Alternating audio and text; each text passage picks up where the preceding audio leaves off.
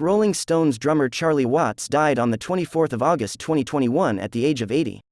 His publicist Bernard Doherty said Charlie Watts passed away peacefully in a London hospital surrounded by his family. Watts, who in 2004 was successfully treated for throat cancer, said this month he would miss the Stones' US tour as he recovered from an unspecified medical procedure. Last night tributes poured in from the music world and beyond. Charlie Watts is the backbone of the band, the man whose driving rhythm was the tireless heartbeat of the greatest rock and roll group in the world, never had much affection for the music he played for 60 years. His self-effacing patter and genial dismissal of everything he achieved has tempted some observers to take him at his word. Charlie Watts was estimated to be worth £165 million, despite writing none of the Stones' hits. He described himself as just very lucky. He was the keel that kept them from capsizing, the creative energy that stopped them getting stale, and the talent that kept their music grooving. If you've ever danced to a Rolling Stones song, you've danced to Charlie Watts. His jazz-tinged beat was the magic that made them swing while other bands just stomped. Though no cause has been stated, his death comes 2 weeks after he revealed that an emergency operation meant he would be unable to join the Stones on the rescheduled dates for the US leg of the band's No Filter tour, which is due to open in St. Louis, Missouri, on September 26. Announcing the news, he joked, "For once, my timing's a bit off." He adored playing the drums. He lived for that, but it wasn't the type of music that he aspired to make, nor that he listened to, given a choice. He hated festival crowds and stadiums. "I don't want to do it," he shrugged, as the band prepared for a headline appearance at Glastonbury in 2015. Charlie said, "I don't like playing outdoors and I certainly don't like festivals. Glastonbury, it's old hat really. It's not what I'd like to do for a weekend, I can tell you." What he wanted to do was play jazz. Charlie said, "In jazz you're closer. In a football stadium, you can't say you're closely knit together. It's difficult to know what Mick's up to when you can't even see him. He's half a mile away." He moaned just as much about going on tour. "I play drums," he said wearily. "The only way to play drums is to be away from home. It's the blight of my life. When I get a call from Mick or Keith, it's a call to arms, 5 months on the road." Charlie hated the spotlight too, rarely giving interviews or hanging out with celebrities. "The only time I love attention is when I walk on stage," he said. "When I walk off, I don't want it." That contempt for rock's shallow rewards extended to his love life.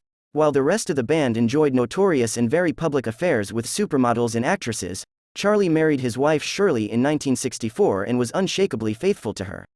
Bassist Bill Wyman recalled in his memoirs a band meeting in 1965 when all the Stones, then surfing their first tidal wave of fame, compared how many groupies they'd slept with in the past 2 years. "I'd had 278 girls, Brian Jones, 130, Mick about 30, Keith 6, and Charlie none." The rock life bored him. He and Shirley shunned the bright lights of London and New York, instead opting for life at Halsden Manor, near Dolton, a rural village in North Devon, where they owned an Arabian horse stud farm.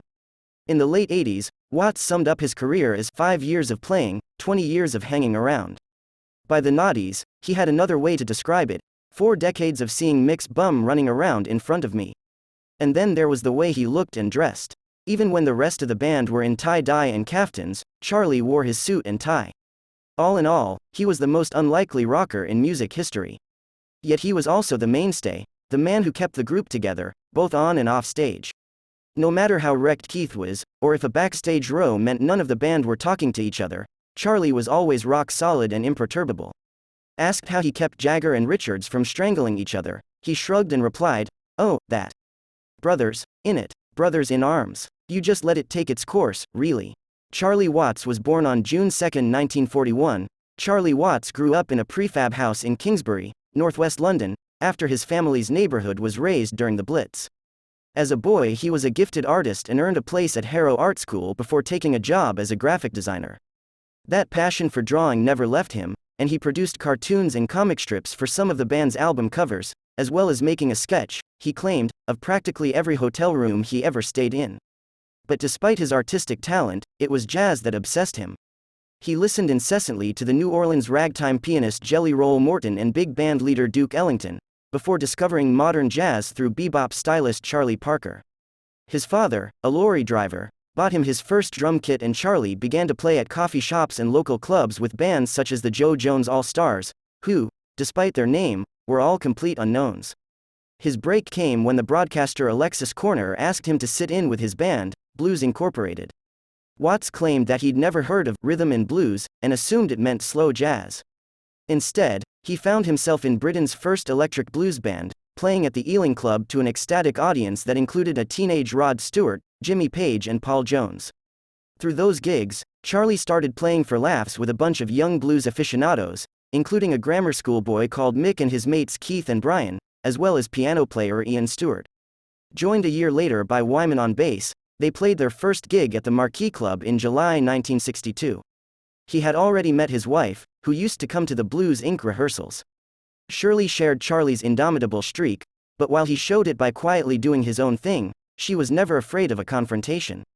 When Jagger decided to ban Girlfriends from Stone's recording sessions, Shirley simply ignored him.